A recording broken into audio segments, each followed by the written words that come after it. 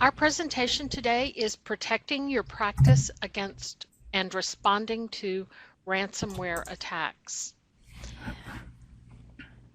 We're privileged to have Sean Tuma, a cyber attorney with Spencer and Thane in Dallas, with us today. He is going to present this informative webinar on how you can protect your practice and how you should be prepared to respond to ransom attacks when they occur. We know that in 2020, more than 500 healthcare providers were victims of ransom attacks. And we know that this is one of the most common problems facing healthcare today. Sean has no commercial affiliations or interests to disclose related to this talk, nor do TMLT staff, planners, and reviewers. With that, I turn it over to you, Sean. Thank you so much, Kathy, and it's a pleasure to be here today, and I appreciate everyone for logging in and participating in this. And as Kathy mentioned, I do encourage questions. My goal here is to provide information that's helpful and beneficial for you in your practice. And so if I didn't make it through all the slides, but I answered your questions, I'd feel like that was much better than just skimming through a whole lot of slides today. So please ask questions. As Kathy mentioned, I have no commercial affiliation. My goal here is to share information, and hopefully at the conclusion of this program, you'll be in a position where you'll at least be able to define ransomware and understand and discuss why your practice may be targeted, identify the potential impact if your practice is hit with a ransomware attack, and then evaluate best practices to reduce your risk of ransomware, and then also to better prepare to be resilient if something of that nature were to happen to you. I hope it doesn't, but as Kathy mentioned, over 500 healthcare practices have been hit with ransomware. And I tell you, I think that number is drastically underreported, because I know that a great many of the practices we represent in these situations, the incident never gets reported. And so I think that's the case with others in this situation. So honestly, I think that as staggering as those numbers are, that there are really a whole lot more healthcare practices getting hit with this than we even know at this time. So let's first start off with defining what is ransomware. And maybe what I should do is step back just a little bit. I'm a cybersecurity and data breach attorney. I'm what's called a breach coach. I've been practicing in the area of cyber and privacy since 1999. Got into this with Y2K and have been practicing ever since. Most, if not all, of my practice is focused on helping companies and practices and healthcare practices and other type of companies address and respond to, or coaching them through the response process of cyber attacks. These days, most of that's ransomware attacks. The other aspect of my practice is focusing on proactive risk management and how to help prepare for and avoid these types of things. So I say that to you because you being in the healthcare field, you understand the value of someone who has a specialty or an expertise in a particular area. I don't know how to tell you what to do with family law. I don't know how to set up a corporation, and I don't know how to fix a speeding ticket. But this is what I deal with on a day in and day out basis. And I see through that the harm it imposes and the fear and the worry that happens to my clients when they come to us with this situation. And that's really why I want so dearly to be able to share this information with you, because as foreign as it may sound today to sit here and think as I'm saying this, what if we get hit with a ransomware attack?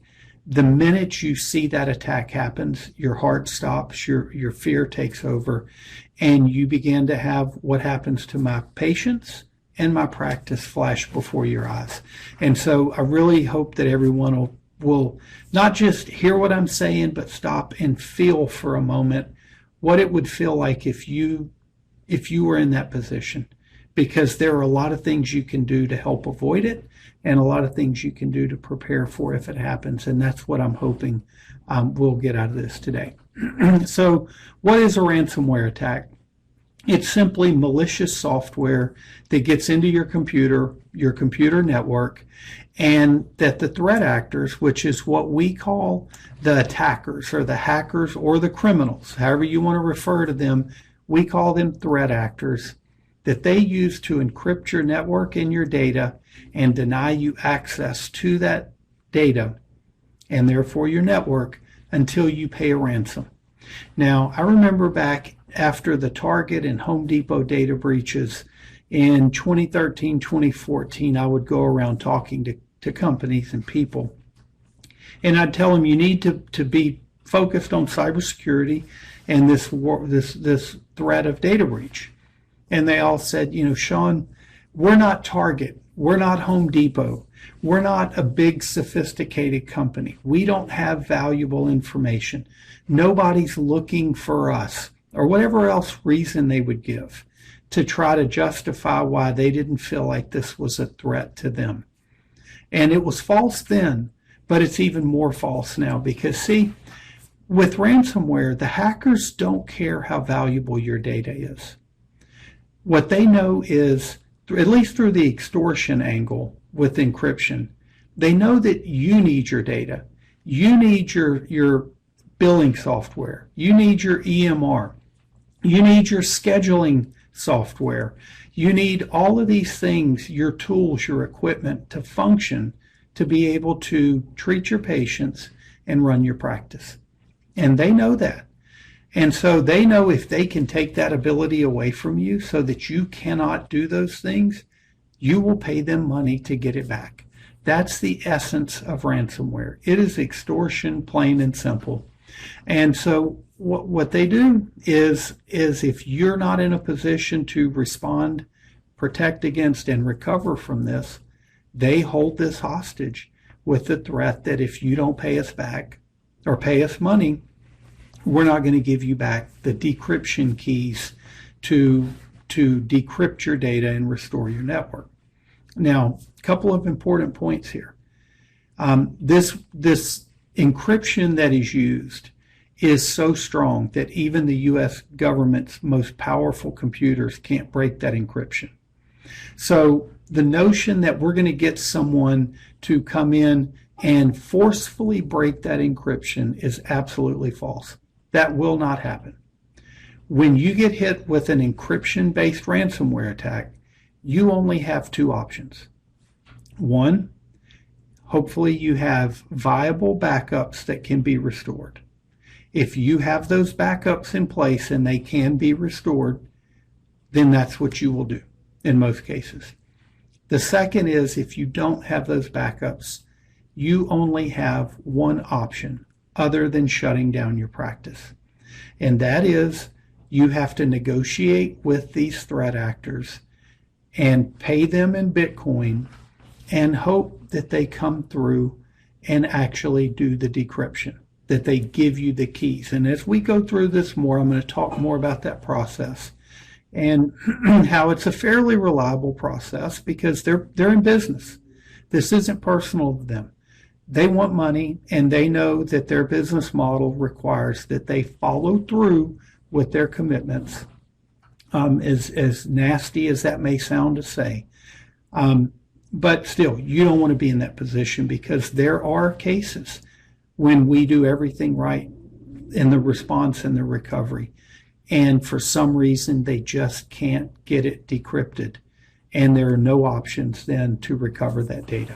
So you got to think about what happens if you're in that position. And so the exfiltration, the encryption is the primary threat. Now, what I just said is if you have backups, you can defeat this, right? Well, these criminals have been doing this for a long time. And they learned that if companies or practices or whomever have backups of their data, they can defeat the encryption extortion and recover. And so what did they start doing? They started getting into networks, looking for the backups first, either securely deleting or encrypting those, and then encrypting the actual network as a whole. And so in many cases, folks think they have backups when in fact they don't, because the backups were taken out first. Then the encryption was launched in the environment. And so there are no backups. So the lesson there is you've got to have backups that are disconnected from your network, that are completely isolated in what we would call air-gapped or stored in a cold storage type situation. So that's the encryption threat. The next threat that we've started to see over the last 2 years is these hacker groups, these threat actors, are now exfiltrating data out of your network before they do these other things. So they get in, they delete your backups, they then start stealing your patient data or financial data or insurance policy or whatever else, and then they launch the encryption. And then they tell you, hey, pay us money, or else we're not going to give you a decryption key, and we've now posted your sensitive data to this shame site, or we're going to post it. So sometimes they'll just post just a little bit to show you that they have it, and then threaten you that if you don't pay us, we're going to post more. We see this happening all the time now. It's a very popular trend over the last 2 years. Over the last couple of months, we've seen them take it to a whole new level now. Now, whenever they get this data, they actually go through it and look at the substance of it. And if they see it's healthcare data, they threaten to report you to Health and Human Services. Okay, that's not good. Nobody wants to be in that position. What they're also doing is they're looking to see who are the individuals impacted, what we would call the data subjects. Those would be your patients, right? They start looking for their contact information, and they call them personally, and they start harassing them and saying, we attacked this medical practice. We've offered them a very kind payment, a very generous amount, because they like to do that, say things like that, and they won't pay it. And so now we have your information, and we're going to use it to go commit identity theft unless they pay. They look for more and more ways to leverage against you for this extortion. So that's what ransomware is. And look, as we're sitting here talking about it today, these threat actors are coming up with all new ways to use it that we haven't even imagined yet. So this is an ongoing battle. Unlike Y2K, cybersecurity, cyber attacks are not a problem that can just be fixed. We're in a war. And for every time we defend, the adversary does something else to counter that defense. And so it's not just a coding problem that we can fix. There's no magic bullet. There's no magic wand that's going to fix all this. So it's a process. So that's really something that's important to remember. So you're probably wondering, why on earth do I have an attorney talking to me about this instead of someone that may be a forensics or a technical cybersecurity provider or something like that? The reason for that is in data breaches and cyber attacks as a whole, and certainly when we're talking about the healthcare industry, cyber and data privacy is very much a legal and a regulatory issue, because anytime you have people's personal information being impacted, that invokes the 50 states breach notification laws. It also invokes several security laws throughout the states. But more importantly for your purposes, it invokes what I consider to be really our most mature cyber and privacy framework here in the U.S., which is HIPAA. Under HIPAA, a ransomware attack is presumed to be a data breach. The U.S. Department of Health and Human Services put out a fact sheet several years ago where they said, even if it's just an encryption, when it's a ransomware attack that involves encryption, we presume it to be a data breach because in a ransomware scenario, that data has been acquired. So the threat actor has taken control, even if they don't have possession, they've taken control of that information, and thus it's considered to be a impermissible disclosure. Under the so the way you avoid that, so we start with the presumption that it's a breach, but it's a rebuttable presumption. And the way we can rebut that is we have to come in and through a combination of legal analysis and using our experts, which would be our forensics providers and our decryption firms in many of these cases. We're going to come in and have them come assist us with examining the facts, looking into your network, looking into who the threat actors were, what we know about them, what we can tell about this attack, and we're going to try to assemble the evidence needed to demonstrate that there is a low probability of harm, that the PHI has actually been compromised. There are several factors to go through in doing that, but our goal there is really a couple of things. First, we want to use our professional experience and judgment to determine, do we really believe that there was a compromise of PHI such that our patient's privacy or financial interest or whatnot are now legitimately at risk? The other thing we want to then do is we want to look and see, how do we recover this data, right? Because getting recovered is essential to you for, number one, running your practice and treating your patients, but number two, for you, well, really, the treating your patients aspect is the second. So that was 1 and 2 right there.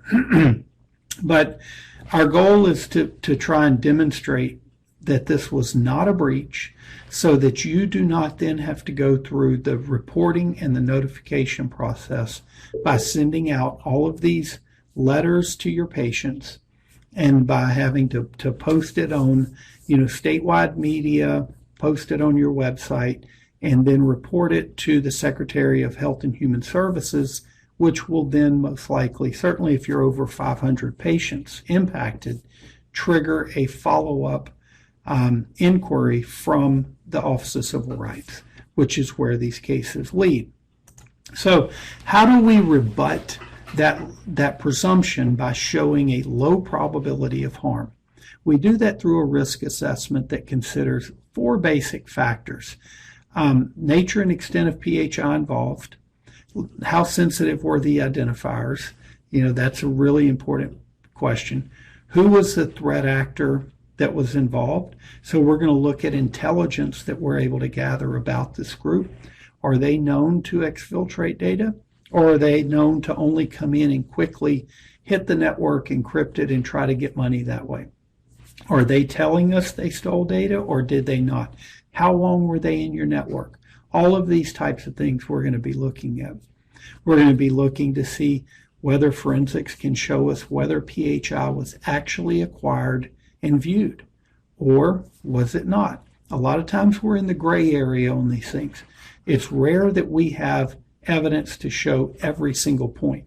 So that's why we have a lot of our professional experience and our analysis that comes into play here. And then the other thing we're going to look for is the extent to which the risk to the PHI has been mitigated. That can be any numbers of things. Was it in an EMR that may not have been encrypted, but was at least protected at some level? Was the time in the network very short, very quick? All of these things. Was it in an Excel sheet that may have had a password on it? All of these are the kind of things we're going to look at. And each case is a case-by-case basis. So there's no one answer to any of this. One thing that is really important to understand about HHS's guidance on this is it says that if your PHI is encrypted before and at the time of the attack in a sufficient manner, then it is not considered to be EPHI, and it is not subject to this whole ransomware presumption that's created under this fact sheet, under this guidance. And so the lesson there is, to the extent that's possible, whenever you're using an EMR vendor or some other tools, or you have the ability to encrypt your network on your data and in your network and in your database, if that data is encrypted before this attack happens and at the time of this attack, it's not a presumed case of a breach. So we don't have to necessarily rebut that presumption, which is a higher standard. We're going to start with a presumption that there is no presumption, and we're going to look and see what the facts tell us. That's a much lower standard than having to rebut the presumption of a data breach. We're still going to need to bring in forensics. We're going to still need to recover your data so that you can treat your patients and give them the appropriate standard of care. But we're not going to be starting with that uphill burden that we had before. And so if your data is in an encrypted database, and we can prove that and show that, then we avoid all of that process, okay? And we're only looking to see, is there evidence that there was a theft or a taking otherwise of that data? And that's really important for us to know. Let's see. A couple of questions. How do these people not get charged for extortion? Biggest reason is rarely do we ever know who these people are as far as their individual identities go. We know these threat actor groups through their reputation, through their tools, their tactics, and their procedures. We know where they're operating in general, Eastern Europe, whatnot. But what we don't know is who they are. Even if we did know their individual identities, getting them here to the U.S. extradited and charged with a crime is very, very difficult. So it's hard to get them with extortion or any of the other criminal laws. How do we encrypt the files within an EMR? I can't tell you that, because every EMR is going to be different. The tools used for doing that's going to be different, whether you have an online cloud-based EMR or whether you have a database stored on your network will be a different fact. But you need to ask this question of whomever is providing you with this solution, because that could be one of the most important questions you can ask them. So ask them, how do we make sure, if it's cloud-based, that our EMR is encrypted on the network, in the cloud? If it's someone where you have the database on your own servers, you need to make sure you ask your IT professional that's managing this, how do we encrypt this data at rest as it's sitting here in our servers? Because that could be really important. Another question, to what extent does TMLT cyber liability provide coverage of these? Kathy, I know the answer, because that's why I'm here talking about it and all the cases we've handled together. I don't know that I can really speak to that. So I think we might ought to let someone from TMLT on a case-by-case basis probably ask that. So maybe the answer is reach out to Kathy or whomever you're working with at TMLT, and they can give you that answer from there. So let's see. See, somebody stumped the lawyer over here, so I appreciate that. Let's see. So who's at risk from a ransomware attack? Simple answer, any organization that uses a computer that is connected to the internet is at risk of a ransomware attack. Every single one, from the very largest companies like Garmin, like Honda Motor Company, like, let's see, who was another big one recently? One of the world's largest IT providers of IT, professional IT services, was hit with a ransomware attack. within the past year. So that tells you how sophisticated the targets can be. And I can tell you this, probably 80% of my work in ransomware attacks involves healthcare providers, hospitals, smaller regional hospitals, local hospitals, and then a whole lot of small physician practices, where it's just a handful of providers down to single provider organizations. The number of these that we handle is mind-boggling. I know from other colleagues that do the work I do as well, they handle a lot of these.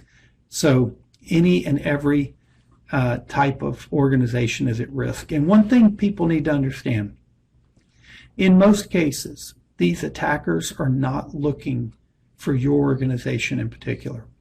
They don't care who you are. They're not looking to see, this is who I'm going after.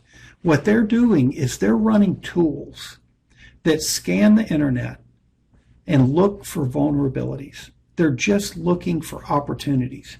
And when those tools find these vulnerabilities, they then come in and they try to take advantage of those vulnerabilities and try to get into the network. It's only then many times that they start poking around and finding out, aha, I've got a healthcare practice, or aha, I got this huge corporation, or whatever else. Law firms are getting hit. Accounting firms are getting hit. You name it, we're seeing these hits. IT firms are getting hit all over the place.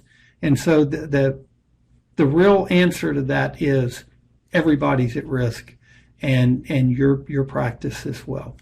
And it's what we call drive-by hacking, really. It's just indiscriminate hacking of any target that's available where there's an opportunity to get in. How much is healthcare really under attack? Now, here's a slide that comes from a group called Net Diligence. They assemble insurance claims data.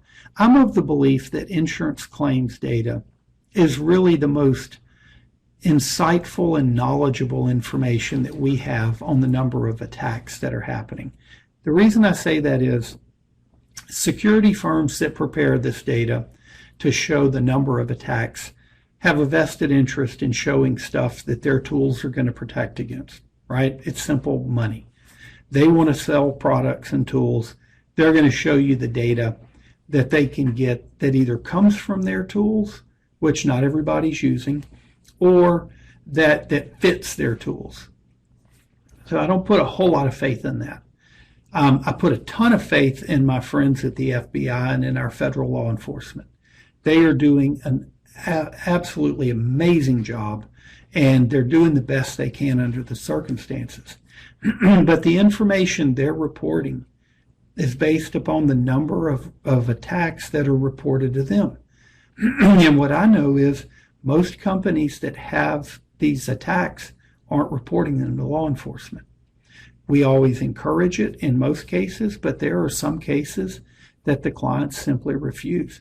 That's when they have us as legal counsel. A lot of attorneys won't report at all, just as a matter of they don't believe in putting the clients in that position, even though there's really no harm, because law enforcement does not tattletale over to the regulators. Most people don't understand that. And so there are a whole bunch of these cases that are happening that aren't getting reported to law enforcement. And so it's important, I think, to get the most accurate reading if we look at what the insurance claims data shows. And so the Net Diligence Claims Report, which is, in my view, one of the better ones out there, it shows, if you just look at the red on these little tables, you see that small to mid-sized enterprises are hit, it looks like 12%. And so the font is small here, and I apologize for that. But 12% of the time, it's going to be a small to mid-sized enterprise. The number of hacking cases are going to be 26%.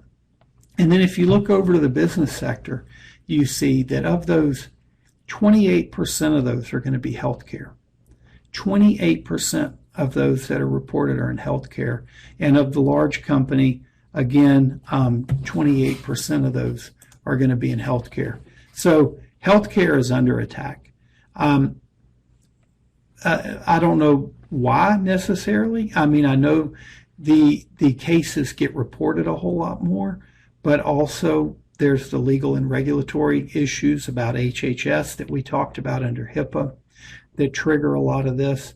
And also, whenever the threat actors do get within an organization, they do realize that, if we've got a healthcare company, they're going to be subject to this. And they know this. They're very well informed, and they know they're going to have a much stronger extortion case. So healthcare is definitely under attack. And what I would then have you stop and just really think about here for a moment is, what are you going to do? What would you do if you're in that position where right now, on your mobile device, you get a text from someone in your office saying, our computers are shut down. We're now stopped. No more business today. Maybe no more business for the next week, 2 weeks, 3 weeks. How would that feel? How would that impact you? What would your organization do? Because I get those messages all day, or every day, I should say. Not all day, but we get several cases like this a week sometimes. I've had one day I got 3 different healthcare practices on the same day that all got hit that we were dealing with. And it's catastrophic. And, I hate to see people in this position, but all we can do then is do the best we can to try to make the best of that situation. So your computer systems are shut down. You have no access to your data. Any operations you have that are dependent upon the computers are now shut down, and your sensitive PHI may be stolen and published on the internet. I had a case a few weeks ago that came in, and they literally had to go back to using paper charts and doing things that way. And I did get a little chuckle out of a couple of the physicians, because I said, this is the opportunity for the old graybeards in the office to come out and shine again and say, none of y'all remember how we did this by hand, but this is how we do this by hand. So while it may have been good for their egos for a little while, I don't think anybody really wants to find themselves in that position, and they didn't either. So look, this is something that it's catastrophic when it happens. How much are organizations paying? This data comes from Coveware, one of the decryption firms that we use when clients have to have someone to negotiate with these threat actors and then go and facilitate the payments. Coveware probably has better data on this than anybody. Their numbers go anywhere from 110,000 to 233,000 on what they're seeing. A lot of this will depend on the size of the organization, because once the threat actors get in, they start looking for financial data. They start looking for some indication of how much this organization can pay, and they try to base their pricing on that. A lot of the smaller practices we see, we're not seeing the numbers really in the hundreds of thousands as often. We're seeing some. We're probably seeing more in I'd say the 50 to 75,000 range. Fair number of them from 25 to 50, and quite a few from 50 to 75,000 would be what we're looking at. And so, it's no laughing matter. I mean, we've seen some down as low as maybe 10,000 and 10 to 25,000, but it's still a lot of money any way you look at it.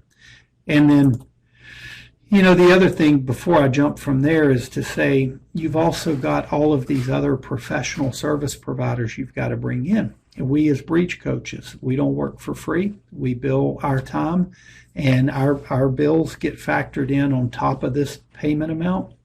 You have the payment to the decryption firm, to the forensics firms, all of that's going to cost a significant amount of money. You then have, if you've got to do a patient notification, that's a whole new ballgame. You've got to now pay to mail these letters to all of your patients. So if you want to think about how much insurance coverage should you have, just start by asking how many patients you have and how much it would cost to send them one letter by U.S. mail and printing and all of that. That's at least a couple of bucks by the time you get to the end of it. So all of these costs add up. And then, your cost in dealing with HHS and the follow-ups. And then you hope, for goodness sakes, you don't get a plaintiff's lawsuit against you, which we are starting to see more and more of those. So the costs add up quickly in addition to just the amount of ransom. One of the things I like to do, we don't have time here, and y'all aren't that interested in going through this whole timeline, but I like to show this timeline of what we need to do in a case when we come in as breach counsel to help guide you through this.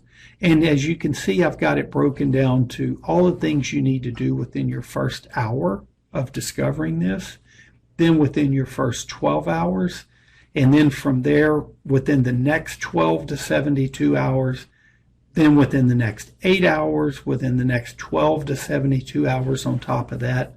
And then you really see it goes out 48 months or longer that you're sometimes dealing with things following up from one of these situations. So it doesn't go away quickly. What you'll see is, in our experience, it usually takes at a minimum a week to recover and restore if everything goes right, to 3 weeks or more to recover and restore from a ransomware attack, if you're able to do it. The other thing is, we're still dealing with one matter that came in over a year ago where there's still one database we're trying to get decrypted. The ransom was paid, the decryptor worked, but some of the configuration files were messed up.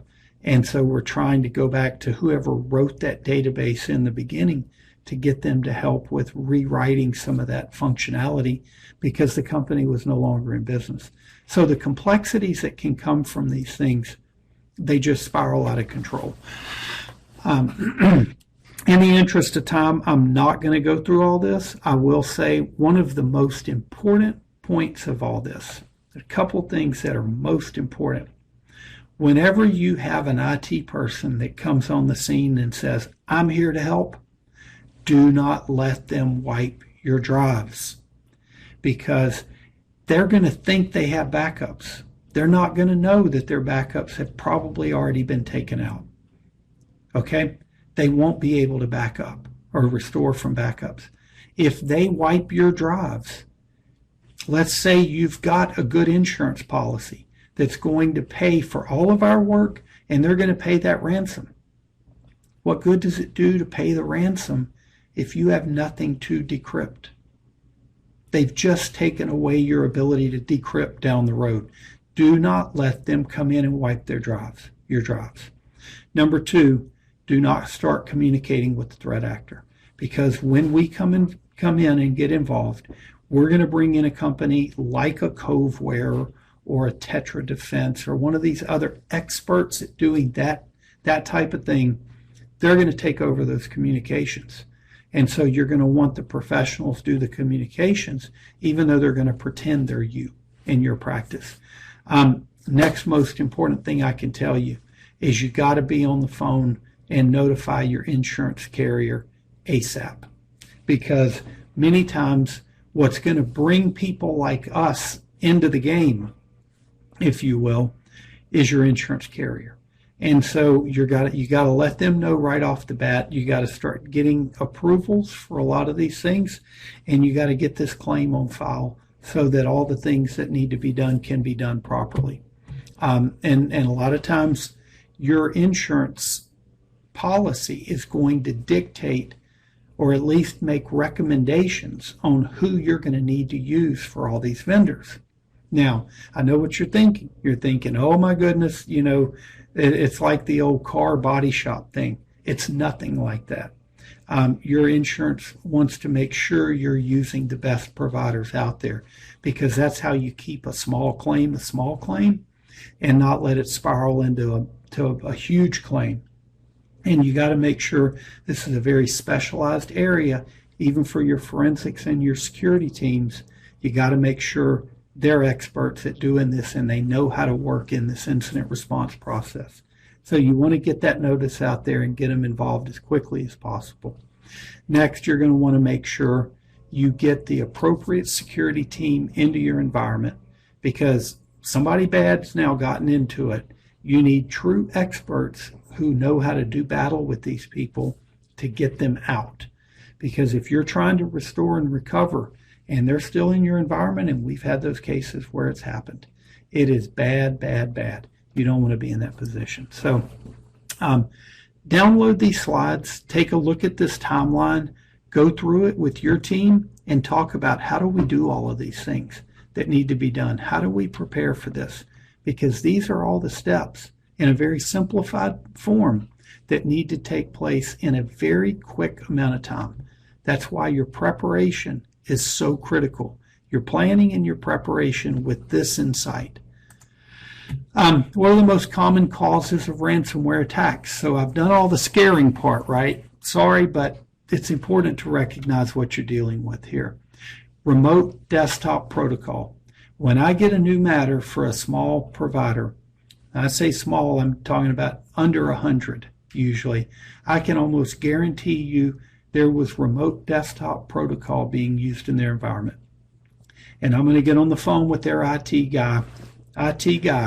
I'm not talking about the true professional. I'm talking about kind of the hobbyist. And that IT guy is going to tell me, oh, but we changed the port number so it's secure. That's not securing remote desktop. That's not protecting against those scanning tools, okay? You need to make sure you get your remote desktop out of your environment altogether. Use a VPN if you need to access. Find a VPN with a reputable provider with multi-factor authentication. You're going to hear multi-factor authentication come up again. Email phishing is one of the next biggest attack vectors that we see. It's people sending the emails, folks clicking on the links, and getting in that way. Another very similar correlation there is going to be your password management. You got to make sure you have multi-factor authentication on all of your email and on all your important system databases, cloud-based services or whatnot. That multi-factor authentication is a lifesaver. And if you don't believe me, call me later and I'll explain to you when we have more time exactly why, no charge, why it's so important, because it is critical. Next, your software vulnerability. You got to have your patches on these software vulnerabilities implemented and installed in a very quick basis, okay? These are the major causes of ransomware attacks. You see here, I have these spelled out, and then I also have the solutions for you on this slide. You see down here, passwords. Using multi-factor authentication is critical, and having longer passwords. Backups, backups, backups. I know you're going to have a provider that says, oh, don't worry, we're backing up your data. But let me tell you, a lot of the cases we're dealing with now, it's when healthcare practices have a managed services IT provider. So they're hiring what they believe to be the experts to manage their network and to do their backups for them. And guess what? They're not able to do it. They're not getting that job done in many cases. I can't tell you how many times we've had it where we come in with a ransomware case. There's a managed service provider, and we say, okay, great. You were charging and getting paid to back up the data. Where are the backups? And they say, oh, we're sorry, we don't have them. That's the reality here. They either don't have them. We have some where they simply weren't doing it despite being paid for it. We have some where they tried to do it and they just weren't able. They had it configured improperly and it wasn't restorable. And we have them where they were doing it, but the hackers got into their network and encrypted or used their tools to encrypt or delete the backups. So you've got to have someone talk to your IT professional and say, look, we know this is happening. You need to show us that this is being backed up. So we want a verification that it's being backed up and that it is restorable, and we want it tested. Okay? I cannot be any more serious about this than I am right now. You have to verify this, because many times that professional you're hiring to do this, sometimes at no fault of their own, they're just up against an adversary that's much better than they are at attacking. Can't get it done. So print this slide and go ask. Here I have really several tips on how to better prepare and protect your organization. Now again, I'm a lawyer, okay? I'm not the expert at cybersecurity that someone who does the fingers on keyboard stuff is. But Sean, the lawyer, did not come up with these tips out of thin air. I went to my professional colleagues that I rely on that do this work for us, the forensics and security firms, and I went to my friends in the FBI who I work with and asked them their advice. And this is a list that I pulled together from what all of them have told me. One, you've got to do a risk assessment of your environment. And I don't mean some complicated, I don't mean the HIPAA risk assessment for the security rule that you are absolutely required to be doing. That's one thing. That's a compliance issue. I'm talking about you need to get your key people, sit around a conference room table and say, what of our data is most valuable? What's most likely to be hit? How is it most likely going to be hit? You can't protect what you don't know. You can't protect against what you don't know and understand. Ask yourself, how are we most likely going to get hit? Where do we die first? Start from there and start putting your most protections there. That's the basics of security. Take care of the low-hanging fruit first. Do the basics of cyber hygiene. So it starts with your backups, right? You got to have multiple copies of backups. We call something like this the 3-2-1 backup rule. That is, you have 3 versions of your backups. You have 2 versions in different formats. So maybe one's automated through your system. Maybe one goes somewhere else through some other manner in a different format. Maybe it's a tape backup that's done differently. And you got to have one that's in cold storage out of your network. So maybe you can't do that weekly. Maybe you can't even do that monthly. Maybe you can only do it quarterly, where you put it on a drive. You would then encrypt that drive in case it gets lost or stolen so you don't have a breach. And you go put it in a safe somewhere off premises. I know that sounds cumbersome, but you may very well find at the end of the day, that's all you have left to go run your practice. And so if that's all you have and you have that, you're going to be really happy you did. But you want to follow that 3-2-1 backup rule. Second thing is, how do you defeat the extortion angle of publication and theft of data? You encrypt your data. Talk to your professional providers here on how do you successfully encrypt your data. And for goodness sakes, folks, if you're using laptops or iPhones or whatever else, make sure they're encrypted. You wouldn't believe how many data breaches we see come in because of the smash and grab of the unencrypted laptop that's in the briefcase in the back of the BMW at the kids' sporting event. I'm not kidding you. We see it over and over. If you drive that BMW and you've got that briefcase and you've got a child or grandchild and you put a laptop in there, I'm talking to you. Get ready. It happens all the time. Make sure you do those kind of simple things. So encrypt, patch your network, require multi-factor authentication for every login that's important to you. You do it for your banks, you do it for certain things.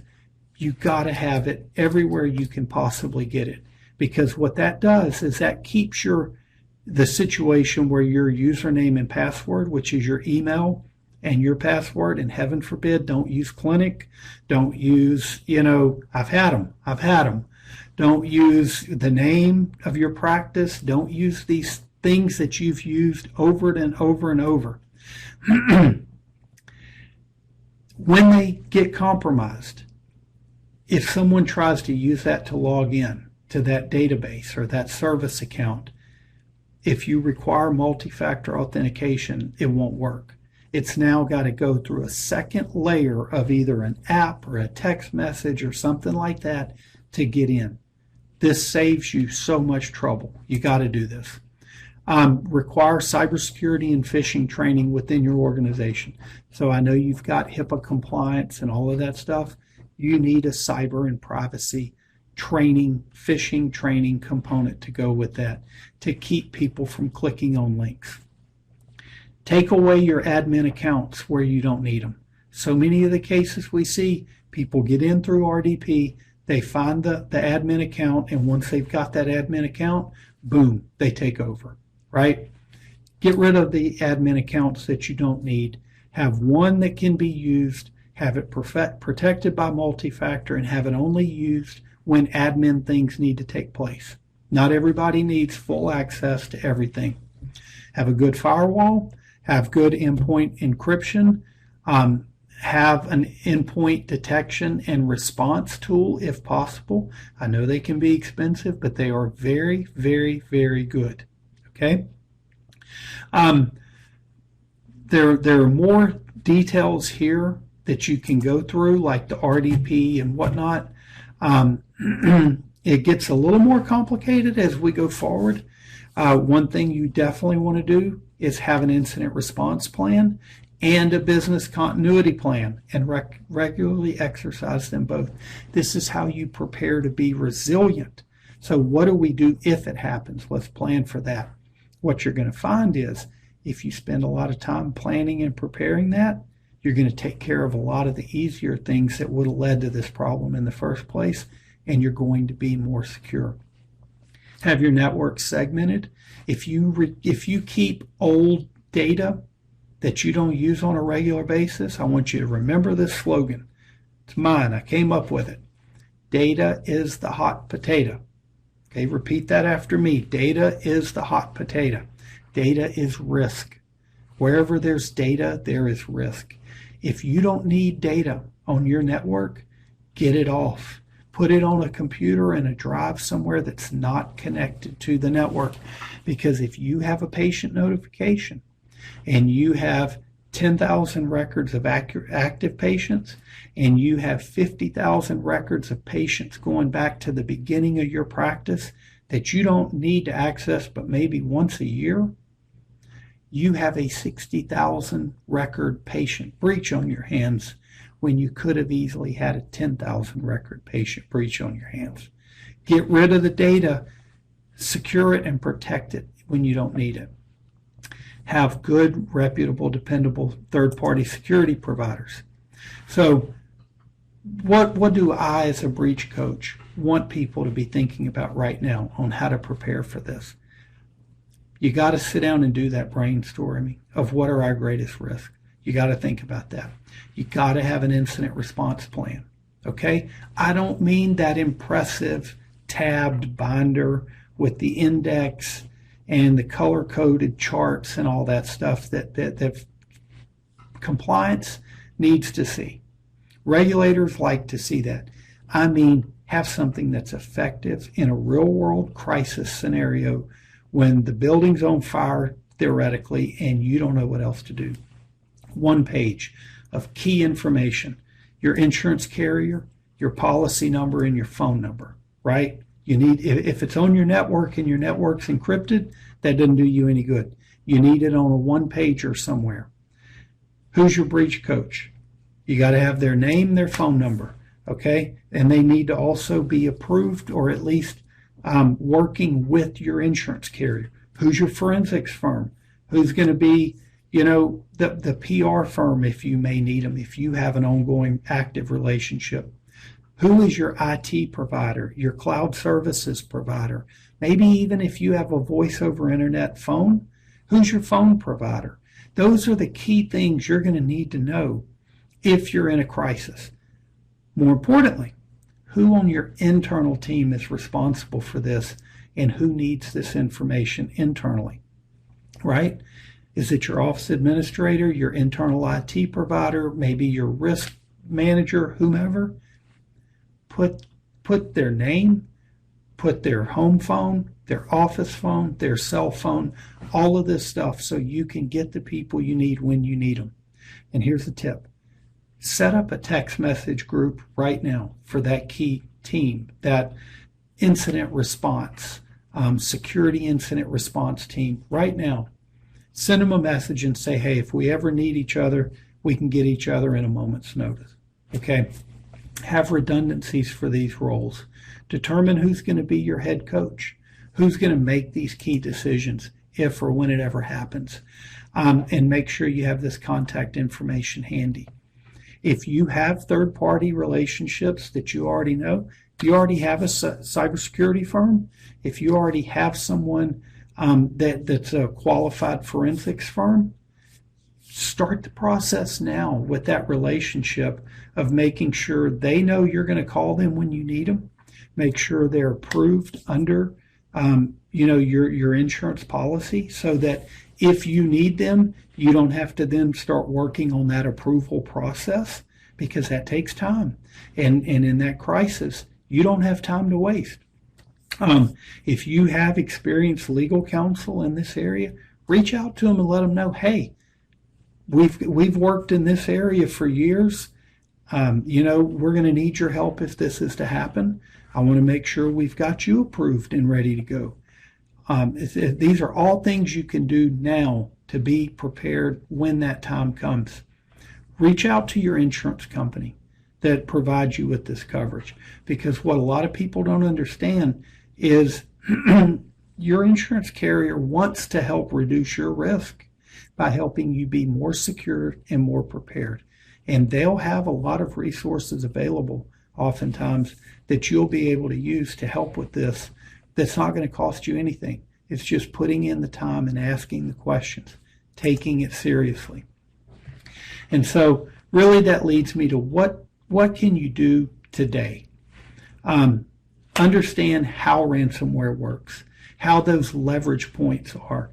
The encryption of your data, have backups. Have that 3-2-1 process. Verify that it's being done. Verify that it can be restored. Exfiltration of data. How do you protect against that?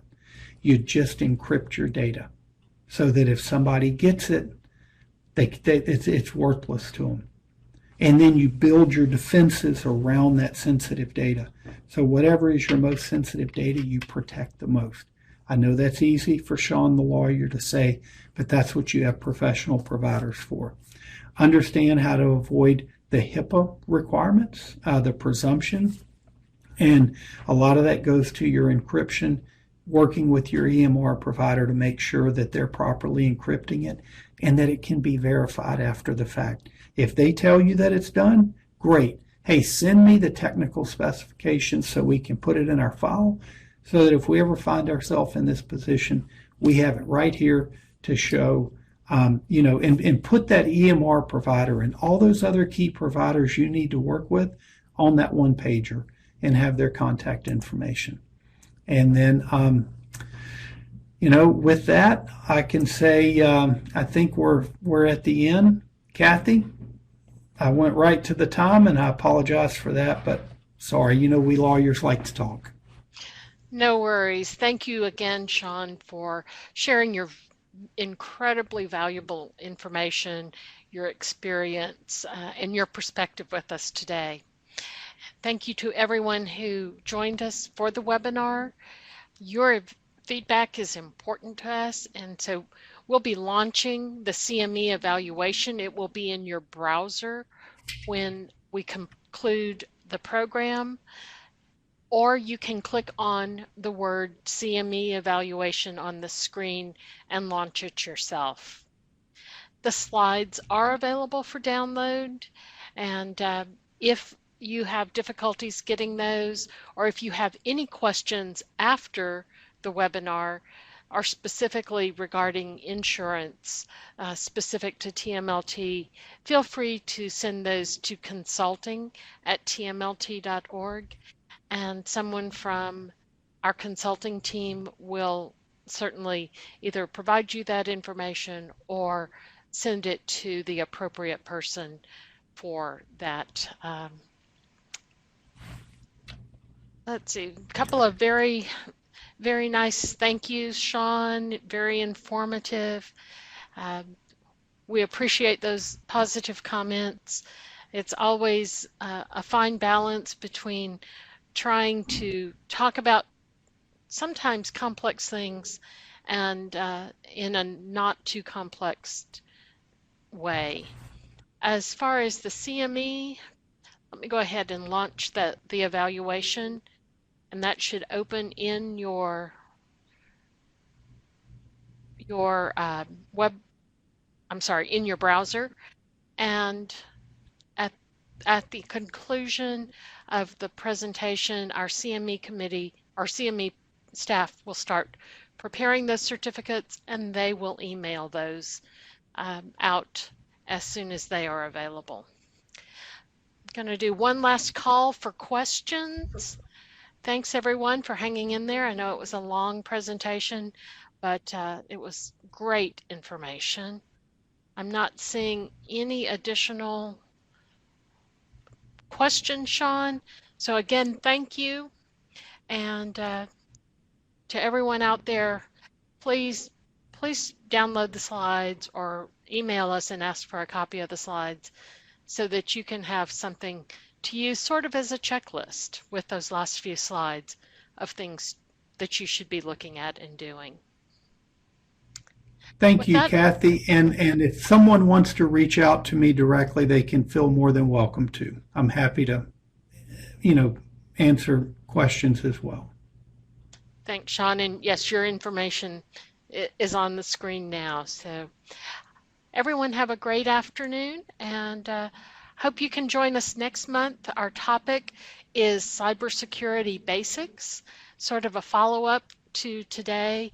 And October is National Cybersecurity Month, so we're going to celebrate that month with some basic information from a very knowledgeable resource. Thanks everyone, and have a good afternoon. Thank you.